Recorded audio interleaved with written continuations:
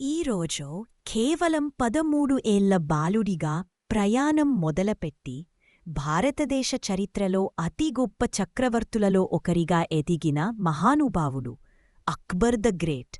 ఆయన అసాధారణ జీవనయాత్రలోకి మనం ప్రవేశించబోతున్నాం.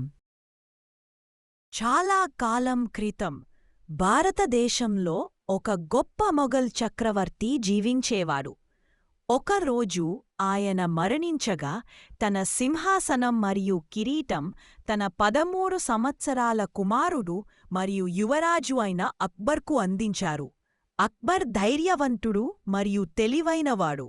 తన తండ్రి ఇచ్చిన విస్తారమైన రాజ్యాన్ని కాపాడటానికి అతను అనేక భయంకరమైన శత్రువులతో పోరాడాల్సి వచ్చింది.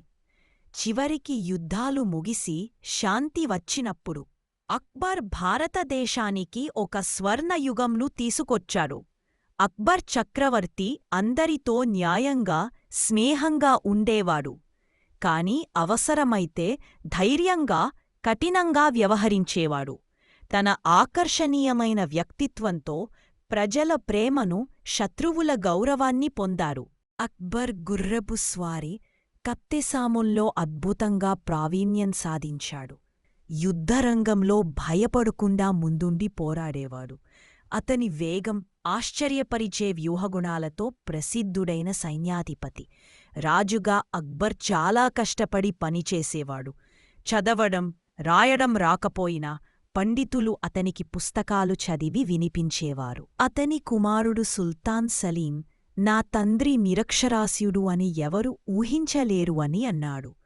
అక్బర్కు మతం, తత్వశాస్త్రం, సంగీతం, శిల్పకళ, కవిత్వం, చరిత్ర, చిత్రకళ మీద చాలా ప్రేమ. అతని పాలనలో దేశం శాంతి, సంపద, సాంస్కృతిక వైభవంతో నిండిపోయింది.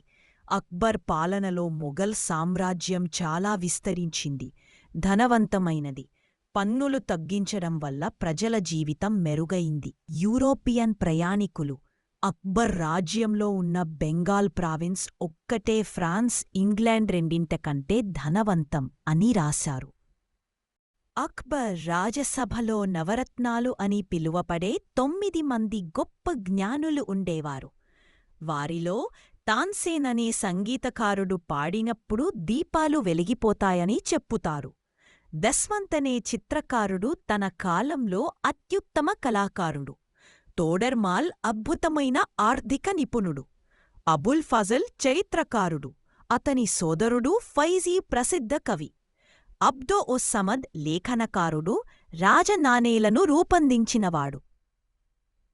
మాన్ సింగ్ ధైర్యవంతుడైన సేనాధిపతి. మీర్ ఫతుల్లా షిరాజీ ఆర్థికవేత్త, తత్వవేత్త, వైద్యుడు, ఖగోళశాస్త్రవేత్త.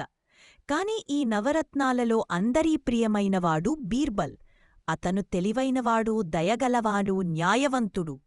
ప్రజలు అతన్ని ఎంతో ప్రేమించేవారు. ఎందుకంటే అతని జ్ఞానం ఎప్పుడు నవ్వులు తెప్పించేది, సమస్యలను పరిష్కరించేది.